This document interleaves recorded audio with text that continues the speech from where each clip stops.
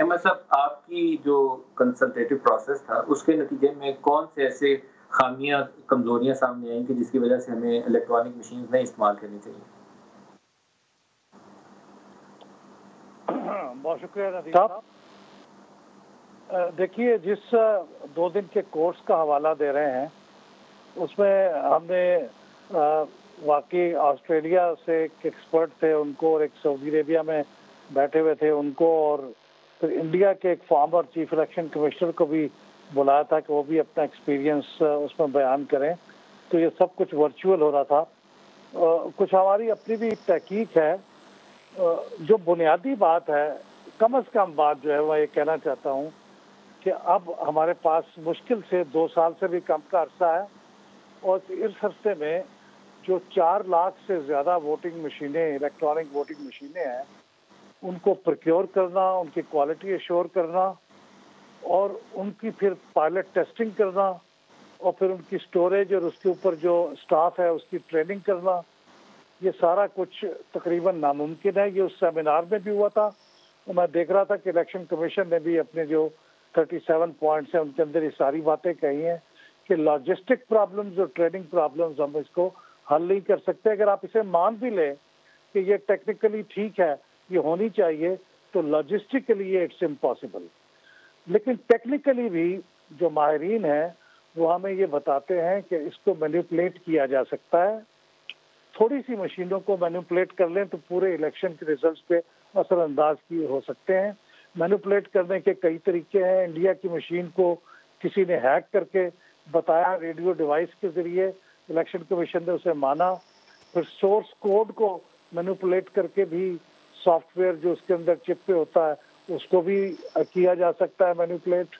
तो ये पॉसिबिलिटीज हैं, लेकिन मकसद ये है कि अगर ये फर्ज कीजिए ये दुरुस्त ना भी हों तो कन्विंस करने के लिए एक कंसेंसस चाहिए अपोजिशन को और हुकूमत का।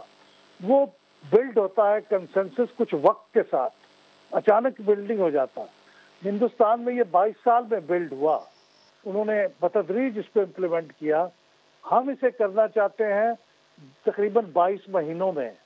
तो ठीक है, 22 साल के 3 हिस्से हो गए इसके अहमद साहब, लेकिन 3 इसके हिस्से हो गए। चाहिए। एक तो इसकी ये है कि इसकी मशीनों की ओनरशिप किसके पास होगी, लॉजिस्टिकली इसकी स्टोरेजेस वगैरह कैसे होंगी, फिर इसको टैम्परिंग से बचाना कैसे, हैक ना हो जाए, डाटा इसका जो मैनिपुलेट ना हो जाए, जो इसके अंदर सोर्स कोड है उसको कोई आगे पीछे करके पूरा नतीजा ही ना बदल दे, और लास्ट एंड मोस्ट इम्पोर्टेंट बात कि जो स्टेक होल्डर्स हैं वो उसके ऊपर एग्री कर लें। ये जो टेम्परिंग वाला इशू है, ये अपोजिशन पार्टी को सबसे ज्यादा बॉदर कर रहा है। आपके ख्याल में they are prone to tampering, इससे डाटा मैनिपुलेशन हो जाएगी? कोई रशिया में बैठा हुआ कोई ऑक्सफोर्ड एनालिटिका या कैम्ब्रिज एनालिटिका वो आएगा, उठेगा, हमारा डाटा पूरा चेंज कर देगा, क्या करेगा वो? नहीं सर, लोकली हो जाएगी। बाहर से खतरा नहीं है, यहाँ से खतरा है।